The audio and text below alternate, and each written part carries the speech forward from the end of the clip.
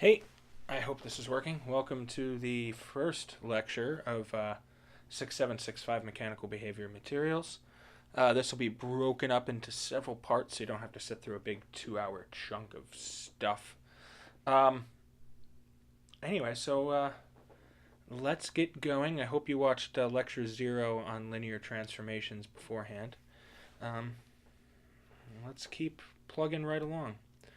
Okay, so this is just kind of the outline, some mathematical preliminaries. We'll talk a little bit about tensors and, most importantly, the tensor properties of crystals. Okay, so I have this slide here. This is ideally what you would know. I've come to realize that very few, if any of you, actually have a big experience in this whole list. Perhaps maybe if you did a mathematics undergrad and were really good in linear algebra, or you have a master's degree in math or something. I don't know.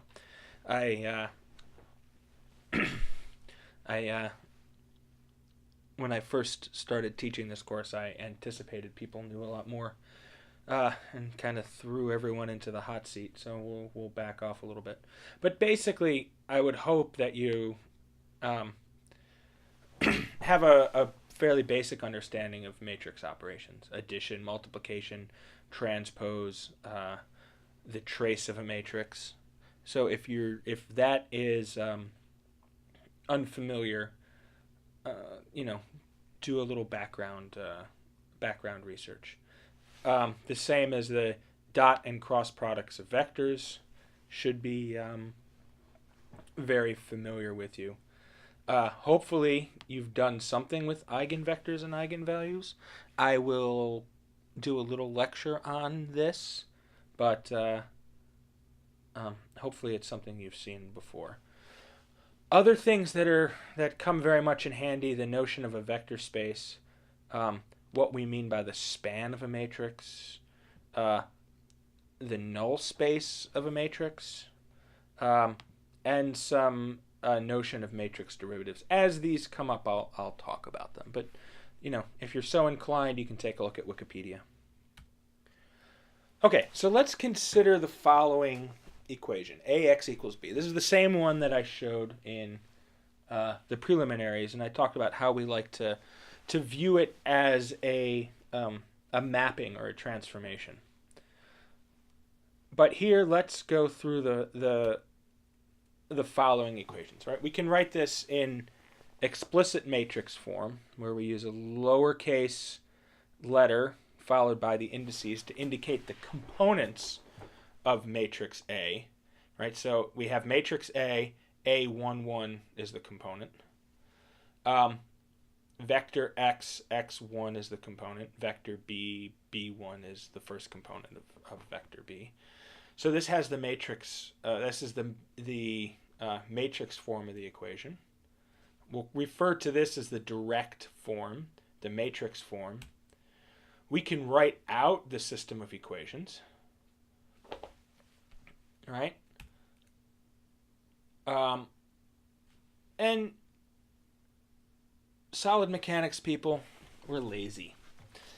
We don't want to write out all these equations.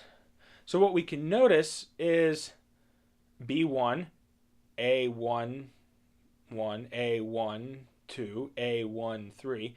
We can shorten this, and we can write it, we can replace the first one with an I, and we can write this in one equation and say I can take the value as 1, 2, or 3. Right?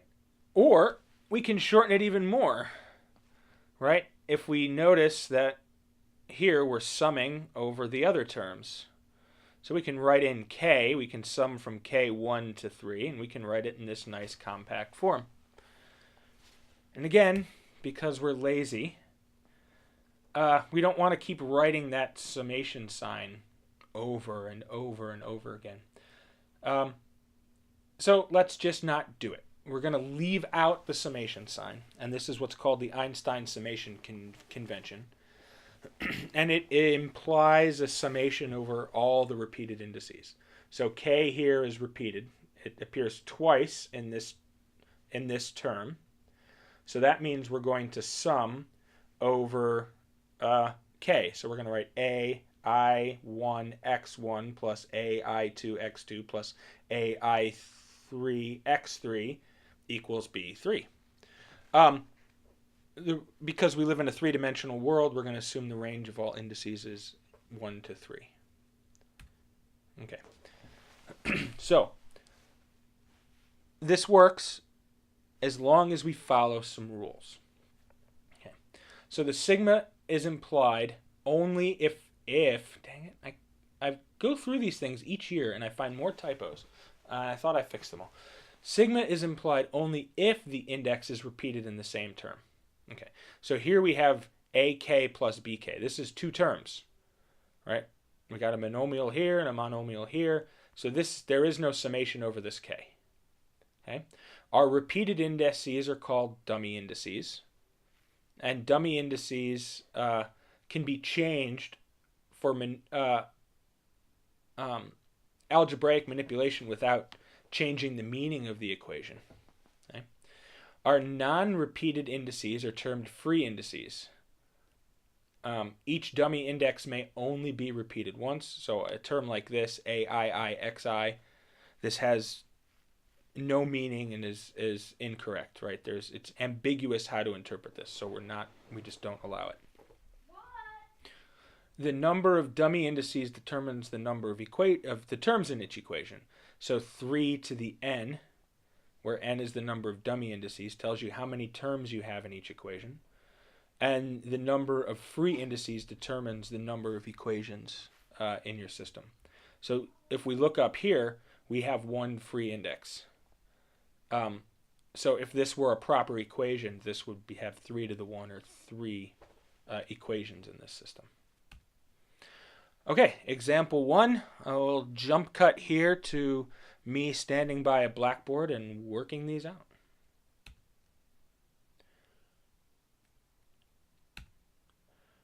Okay, and so I think that's Einstein Summation convention. We are going to stop there for the first little bit of this.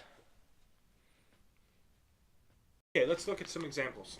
So we have here Aij Bij equals C. Well, so we know C doesn't have any indices, right? So this is a scalar. And we have no free indices, right? So that means 3 to the 0 equals 1. So because this is a scalar, we have here one equation. We have dummy indices I and j. So that gives us 2 dummy, 3 to the 2 equations. So we have, 3 to the 2 terms. So we have 9 terms in this one equation. We can start to write this out, right? So we have A, let's do 1j b1 j plus a1 a2j b2j plus a3j b3j equals c. Right? And now we can expand over each one of these terms, j, 1, 2, and 3. So we have a11 b11 plus a12 b12 plus a13 b13 plus a21 b21 plus a22 b22 plus a23 b23 plus a31 b31 plus a32 b32 plus a33 b33 equals c. So you can see why we like the shorthand much more than writing out all of these terms.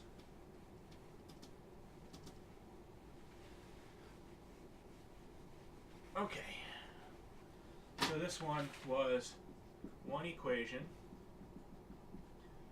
9 terms. What about this one over here?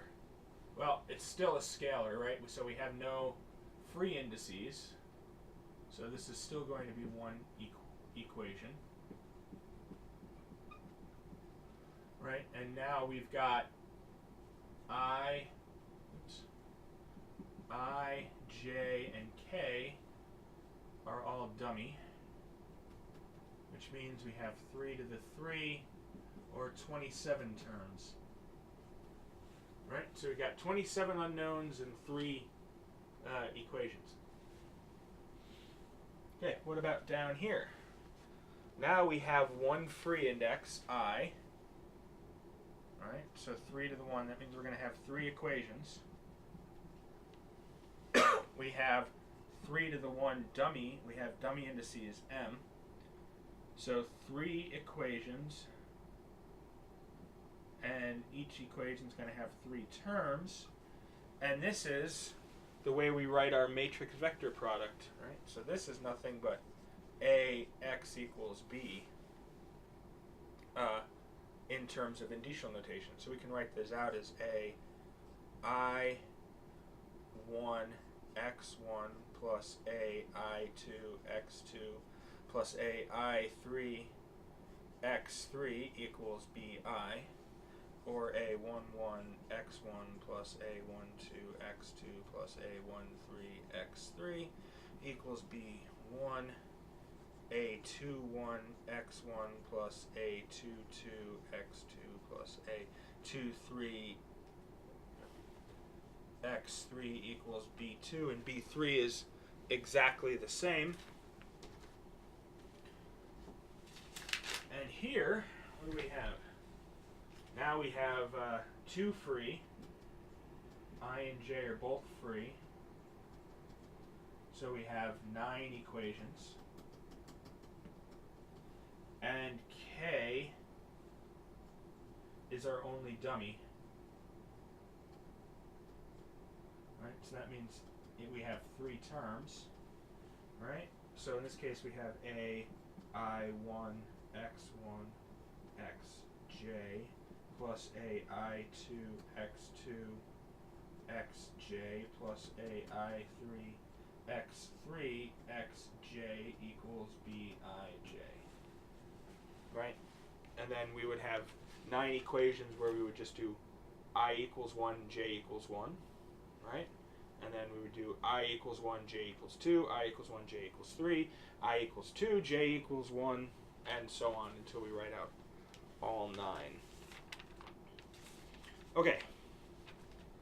So the next one, example.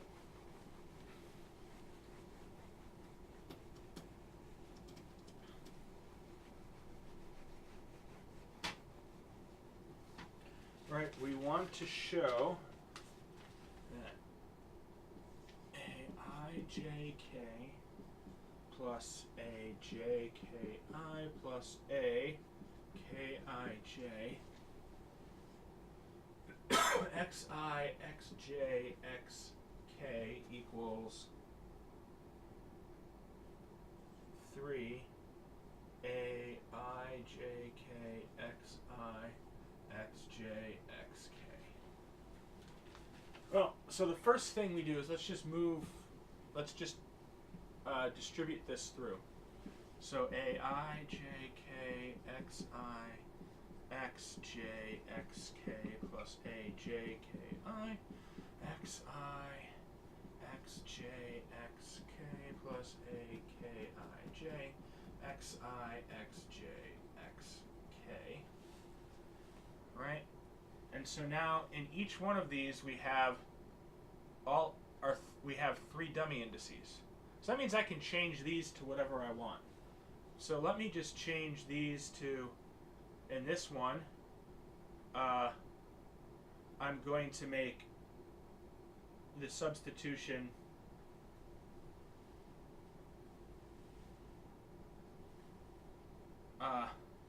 I equals P, J equals Q, and K equals R. So that gives me A, P, Q, R, X, P, X, Q, X, R. This one I'm going to make the substitution that J equals P, K equals Q, and I equals R. So this term gives me a P, Q, R, X, R, X, P, X, Q, which these are just multiplication by scalars, so I can flip these around any way that I want. A, P, Q, R, X, P, X, Q. Oops, X, P, Q, R. I just changed the order. And it's obvious that I can do the same thing here. So that leaves me with 3, A, P, Q, R, X, P, X, Q, X, R. Right? And then it should be pretty easy. These are all dummies, right? So that is the same as A, I, J, K, X, I, X, J, X, X, K. Right, so that one was pretty straightforward. So the last one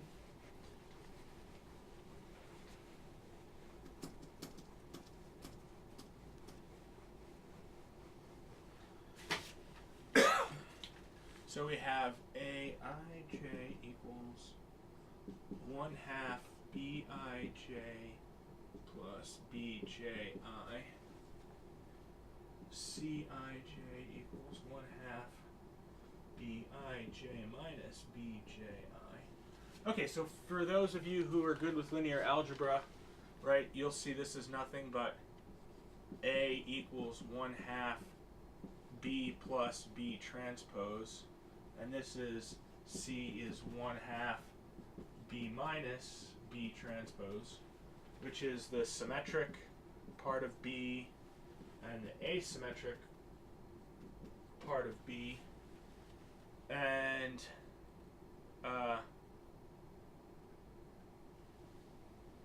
you'll notice, if you know right away, that this product has to be 0.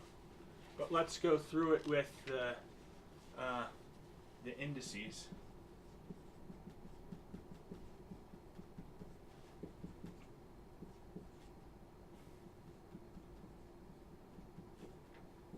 Okay, so we can get rid of our 1/2 right away. Let's distribute this through. Right, B I J minus B I J I plus B J minus B J I. Okay, equals 0. All dummy indices. So we look at each term individually, right? Here, we can make this substitution and call this, like we did in the last one, BPQ, BQP plus BPQ, BQP, right? Or, if you're having trouble seeing that, let's just write this term out and this term out, right? So here, I'm just going to take this bit. So B1, 1, 1, B1, 1, plus B1, 2, B2, 1, plus B1, 3, B3, 1. This whole thing has a minus in front of it.